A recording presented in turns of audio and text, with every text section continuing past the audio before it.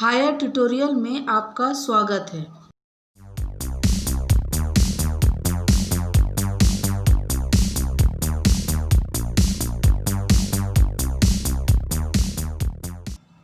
Question 1. What will counting up to 12 and keeping still help us achieve? Answer. Counting 12 and keeping still will help us to start our activities in a nice way. We can also feel the mutual understanding among us. 12 तक गिनना और स्थिर खड़े रहना क्या प्राप्त करने में हमारा सहायक होगा? उत्तर 12 तक गिनना और शांत रहना हमें हमारी क्रियाकलापों को शुरू करने में अच्छी तरह से मदद करेगा। हम एक दूसरे को अच्छी तरह से समझ भी सकते हैं। Question 2. Do you think the poet advocates total inactivity and death? Answer. No, the poet doesn't say this at all. Whatever he says is added with life and activities that can be made better. He says only that we should stop our activities for a few seconds and have quiet introspection. प्रश्न: क्या आपके विचार से कवि पूर्ण निष्क्रियता और मृत्यु का समर्थन करता है? उत्तर: नहीं, कवि ऐसा नहीं कहता है। वह जो कुछ भी कहता है उसका संबंध जीवन से और उसकी गतिविधियों से जुड़ा है जो जीवन को और बेहतर बनाता है। वह केवल यही कहता है कि हमें कुछ सेकंड के लिए शांत होना चाहिए और अंतरावलोकन करना चाहिए। Question 3. What is the sadness that the poet refers to in the poem? Answer. The sadness that poet refers in the poem is that those who remain all the time busy in worldly activities can never understand themselves. We can understand ourselves only if we stop all our activities for a few seconds and do some quiet introspection. प्रश्न: वह उदासी क्या है जिसे कवि ने कविता में जिक्र किया है? उत्तर: वह उदासी जिसे कवि ने अपनी कविता में जिक्र किया है वह है जो व्यक्ति इस सांसारिक जीवन के कार्यों में पूरे समय व्यस्त रहता है। वह कभी अपने आप को नहीं समझ सकते। हम स्वयं को तभी समझ सकते हैं जब हम इन क्रियाकलापों से थोड़ा सा समय निकाल कर कुछ सेकंड के लिए शांत रहकर अंतरावलोकन करना चाहिए। Question 4. What symbol from nature does the poet invoke to say that there can be life under apparent stillness?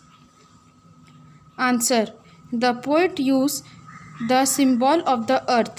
He says that in winter the earth seems to be dead, but later in spring it seems that it is alive. Thus, the poet proves that there is life in stillness.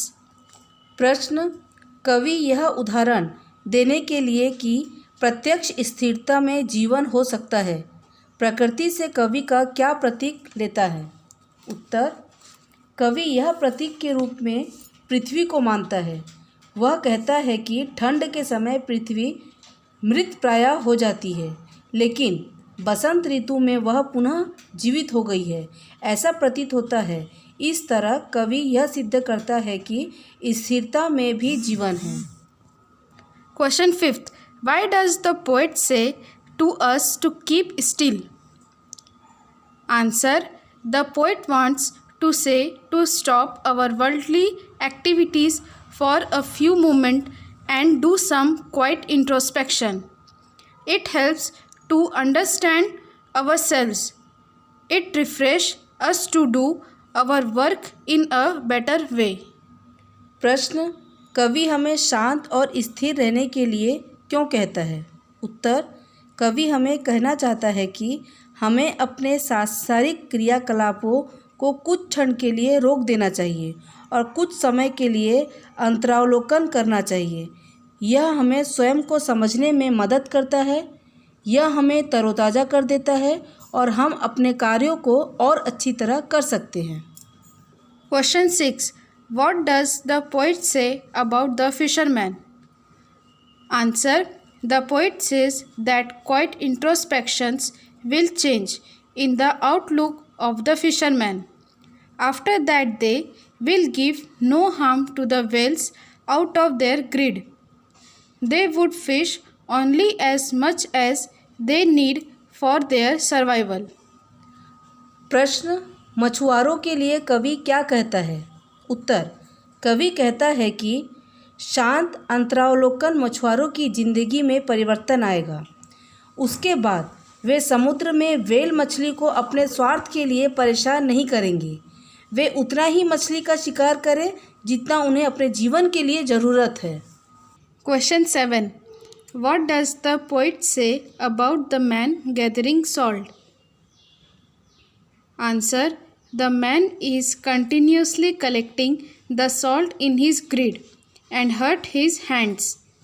The poet says if he spares a few moments for his quiet introspection, he will realize his foolish deed of greed. He will see his hands and stop his greediness. प्रश्न, नमक एकत्रित करने वाले के बारे में कवि क्या कहता है? उत्तर, वह व्यक्ति लगातार अपनी लालच में नमक को एकत्रित करता है और अपने हाथों को जख्मी कर लेता है।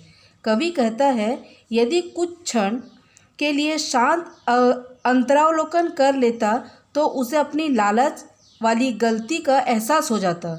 वह अपने हाथों को देखेगा और अपने लालचपन को छोड़ देगा।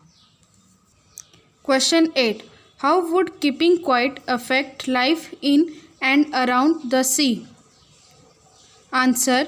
The fisherman would stop harming whales and would fish only according to their need. The salt collecting man would see his hurt hand and be satisfied with his collected salt. प्रश्न, शांत रहने से जीवन और समुद्र के आसपास में जीवन कैसे प्रभावित होगा? उत्तर, मछुआरे व्हेल मछलियों को हानि पहुंचाना बंद कर देंगे और उन्हें जितना ज़रूरत है उतना ही मछली पकड़ेंगे। नमक एकत्र करने वाला व्यक्ति अपनी जख्मी हाथों को देखेगा तो वह जितना नमक एकत्र करने वाला है वह उसी से संतुष्ट हो जाएगा। Question 9. Life is what it is all about. How is keeping quiet related to life? Answer. Keeping quiet relaxes our body and mind.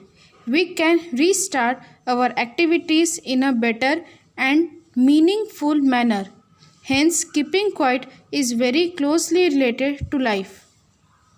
प्रश्न, जीवन वही है जो हुआ करता है। शांत रहना जीवन से कैसे संबंधित है? उत्तर, शांत रहने से हमारा शरीर और दिमाग दोनों स्थिर रहता है। इसके बाद जब हम अपने कार्यों को पुनः शुरू करते हैं तो वह और अच्छी तरह होता है और उद्देश्यपूर्ण रहता है। अतः शांत रहना हमारे जीवन में आंतरिक रूप से जुड़ा है।